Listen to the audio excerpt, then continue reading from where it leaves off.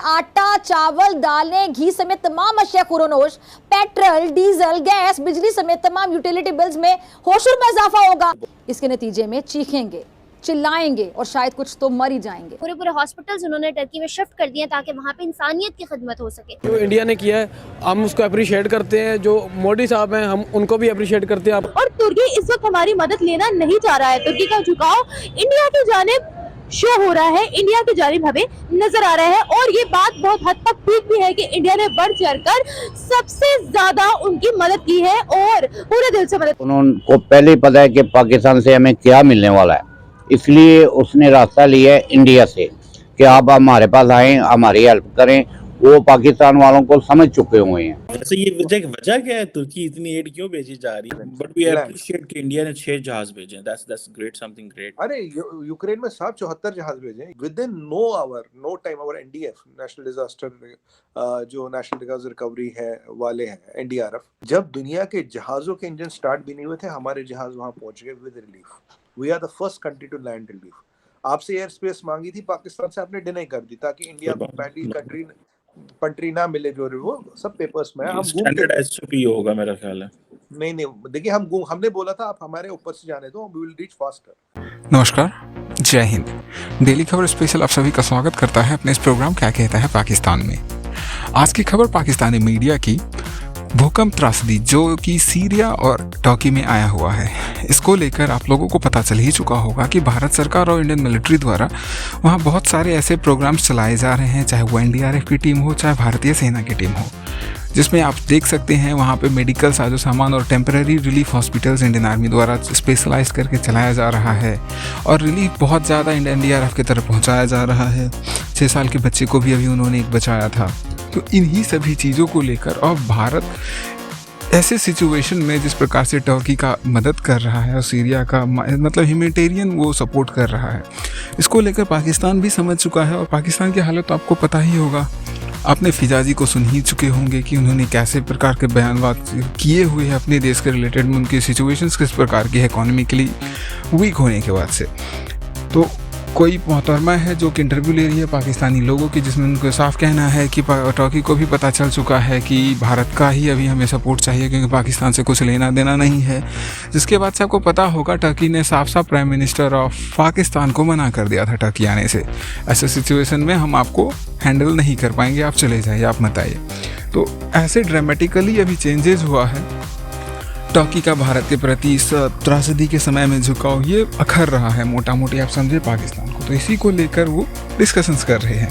तो आइए इनको सुन लेते हैं इन्होंने और क्या कुछ चर्चाएं की है इस विषय को लेकर। उनको पहले ही पता है कि पाकिस्तान से हमें क्या मिलने वाला है, इसलिए उसने रास्ता लिया है इंडिया से कि आप हमारे पास आएं, हमारी हेल्प करें। वो पाकिस्तान वालों को समझ चुके हुए हैं। सबसे पहले तो ये बात मैं अफसोस से कहता हूँ, दुनिया में ज़लज़ले इतने भयानक आए हुए हैं और 2023, 2024, 2025 ये दुनिया के लिए इतने टाइट हैं कि इंसान को अभी पता चल जाए कि आगे में क्या होने वाला है। कई लोगों को पता भी है कि आगे क्या होना है, लेकिन अफसोस से तुर्की और सूरिया और शाम में ये ज़लज़लों ने अटैक किया, उनकी वजह से उनको इतना नुकसान। ये पाकिस्तान को भी सोचना चाहिए कि आप भी अल्लाह तौबा करें। ये अज़ाब होता है दुनिया पर, जहाँ पर गलत काम हो रहे हैं, ये दुनिया के अज़ाब हैं। जाने अगर बात की जाए हिंदुस्तान की, तो हिंदुस्तान की तरफ से अभी तक पूरे हॉस्पिटल्स उठा के टर्की शिफ्ट कर दिए गए हैं। इस कदर इमदाद भेजी जा रही है, उस बारे में क्या कहेंगे? पहली बात तो ये है कि जो वेलफेयर स्टेट्स होते हैं उनको ये पता होता है कि हम लोगों ने वेलफेयर स्टेट की खिदमत किस तरह करनी है जब वो एक रिस्क हो। तो अगर हम कोई डेवलपमेंट स्किल की बात करें तो पाकिस्तान खुद में एक वेलफेयर स्टेट है ही नहीं, तो उसका ये बनता ही हक नहीं कि वो किसी स्टेट में जाके उसकी वेलफेयर असिस्टेंस कर पाए। क्योंकि हमारे पास यहाँ पे जो भी अर्थक्वेक आए हैं, यहाँ पे जो भी वाइल्ड फायर आए हुए, तो महीनों तक हमें इतनी कैपेसिटी नहीं कि हम इसको होल्ड कर सकें। तो वहाँ पे 7.8 रेक्टर स्केल का ज़लज़ला जो आकर हुआ है, तो मेरे ख्याल नहीं है कि पाकिस्तान के पास इतने वसाइल, इतने रिसोर्सेज होंगे कि वो अपने वसाइल को मोबिलाइज करके वहाँ पे लोगों को असिस्टेंस कर पाए।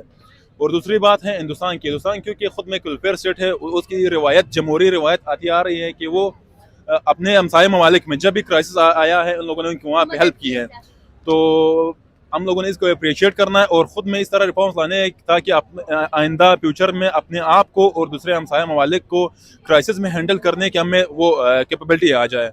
सो ट्रू सर, और मैं बिल्कुल एग्री करती हूँ आपकी इन सारी बातों से। आज की जो बड़ी स्टेटमेंट हमारे सामने आई है जिसके बारे में बात करना चाह रही हूँ वो ये है कि पाकिस्तान से पीएम शहबाज शरीफ साहब विजिट करना चाह रहे थे टर्की, कि हम वहाँ पे जाके जो है अफसोस का इजहार भी करेंगे और उन तमाम लोगों के लिए जो है हो सकता है कुछ चीज़ें पेश भी करें, मगर टर्की से इनकार कर दिया गया। उन्होंने कहा कि हम होस्ट नहीं करना चाहते अभी किसी भी पीएम को। हमारी प्रायोरिटी तुर्की एड बेस्ड है, हमारी प्रायोरिटी है लोगों की मदद करना, जबकि आपने हमने कल वहाँ पे वैसे ये वजह क्या है तुर्की इतनी एड क्यों भेजी जा रही है? मुस्तफा कमाल अतातुर्क में क्या फर्क है और अर्दोगन में क्या फर्क है सबको पता है। पहली बात, अफगानिस्तान में भी देखिए हमारा कमिटमेंट किससे था, मैं आपके शो में कई बार कह चुका हूँ, हमारा कमिटमेंट था अफगान लोगों के साथ, हमारा कमिटमेंट है अफगानी गरीब के साथ, तो उसको हमने हेल्प की जहाँ जब भी जरूरत पड़ा। अभी ह्यूमन त्रासदी हो गई थी, around I think more than 12,000 people are dead in Turkey as per the latest what I saw। जब दुनिया के जहाजों के इंजन स्टार्ट भी नहीं हुए थे, हमारे जहाज वहां पहुंच गए with relief. We are the first country to land relief. आपसे एयर स्पेस मांगी थी पाकिस्तान से, आपने डिनाई कर दी ताकि इंडिया को पहली कंट्री ना मिले, जो वो सब पेपर्स में हम स्टैंडर्ड एसओपी होगा मेरा ख्याल है।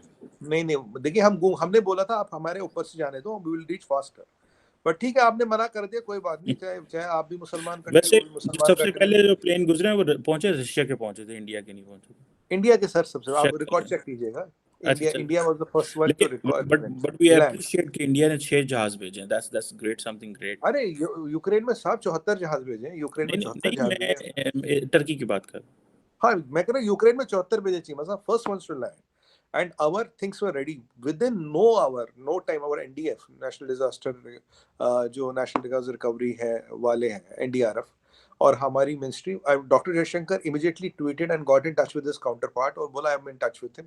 टर्की के एम्बेसडर ने हमें दोस्त बोला दोस्त, and a friend in need is a friend in need.